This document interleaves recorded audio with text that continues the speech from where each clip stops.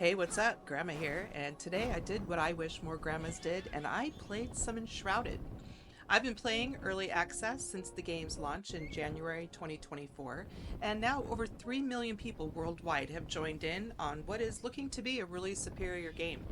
We've gotten some pretty impressive updates so far, and with another right around the corner, I thought I would give you my top 10 tips I think every new player should know in order to get the best start in this really super immersive survival RPG. So let's get started.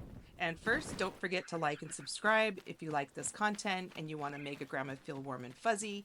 I super appreciate the support. Let's go. Number 10, learn Shroud mechanics. The Shroud is a dangerous element in the game, and understanding how to navigate and deal with it is crucial.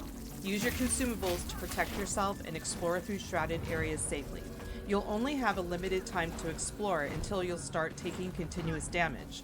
That's going to quickly deplete your health and resources, making it really challenging. Even worse, you cannot fast travel while you're in the shroud, so you really need to have some time management skills and always have an exit plan for when time runs out. Oh, and there's shrouds and bad shrouds.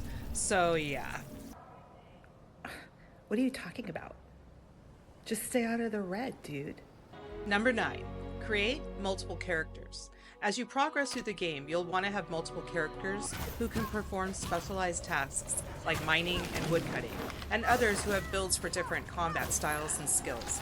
Personally, I like to level one character first to learn the game mechanics, unlock all the fast travel locations, and collect higher gear, so that as you make your new characters, you'll have them totally geared up and ready to go as soon as they awaken. Number 8, craft and use consumables. Crafting consumables like potions and food is essential for survival. These items can heal you, restore stamina, and provide buffs, including keeping you protected in the shroud. Always keep a stock of healing potions and cooked food to stay prepared for tough battles. Without these consumables, you'll find yourself low on health and stamina during critical fights, which can lead to unnecessary deaths and setbacks. Number 7, use the skill tree effectively.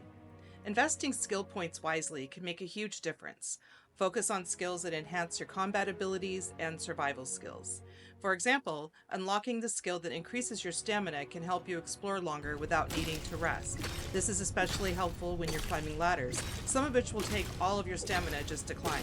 If you don't prioritize your skill points, you might end up with a character that struggles both in combat and exploration, making the game that much harder. Number 6, build your first base in Longkeep.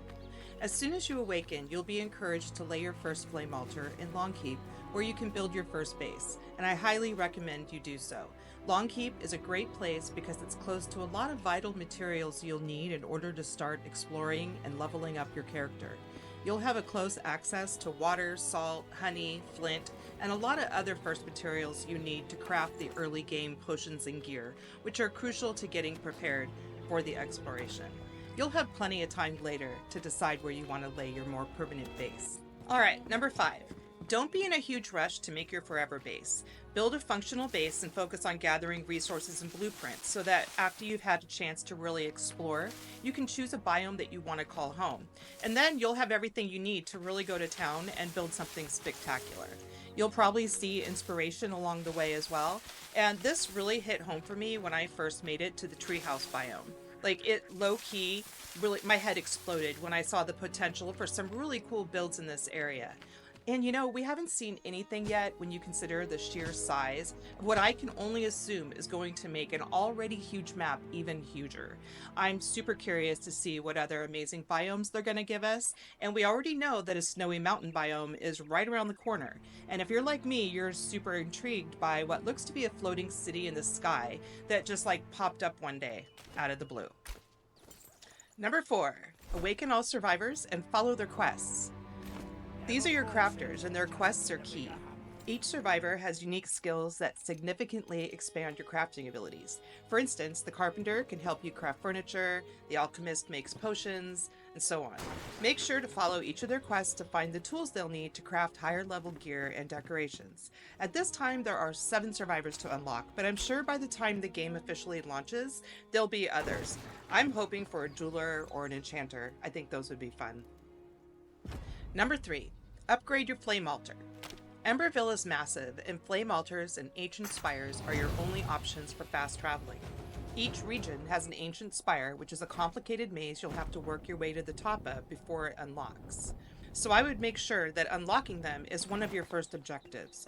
Pro tip, the spires are great for farming valuable materials, so make sure you break all the jars along the way. Altars can be placed at will, which can allow you to place them strategically around the map at places you go often. At this time, a fully upgraded flame will give you 8 altars. Keep in mind this number is likely to change in the future, and I like to keep one in my back pocket for those times your inventory is full and you just want to run back to your base to unload, but you want a fast temporary way to travel back to where you're currently farming. You can handcraft an altar from anywhere, but you will need 2 stones, which in some parts of the map are not so easy to find. Number 2, craft and upgrade the grappling hook, glider, and backpack as soon as possible. These tools are essential for exploring beyond the starting areas and flying over the Shroud. Without these tools, you'll find traveling and inventory management to be really challenging. Early quests will have you make them, but don't forget to upgrade your glider and backpack to go further and collect more. Alright, we made it to number 1. Use the community. If you run into trouble getting through harder areas like the Hallow Halls, you can choose to host your world with others. I was really surprised when I tried this while waiting for a friend, and all of a sudden there were 2 other people who just showed up and really helped me not only get through the dungeon, but they also showed me a couple hidden areas I hadn't found previously. In turn, you can try helping out in someone else's world as well. It's a great way to farm higher level areas to gather resources you might not have access to, and not to mention a great way to make friends. Well, there you have it. The top 10 things every new player should know when starting Enshrouded. If you found this video helpful, don't forget to like, subscribe, and hit the bell icon for more tips and guides. And leave a comment. I'd love to hear your thoughts. Thanks for watching, and happy adventuring.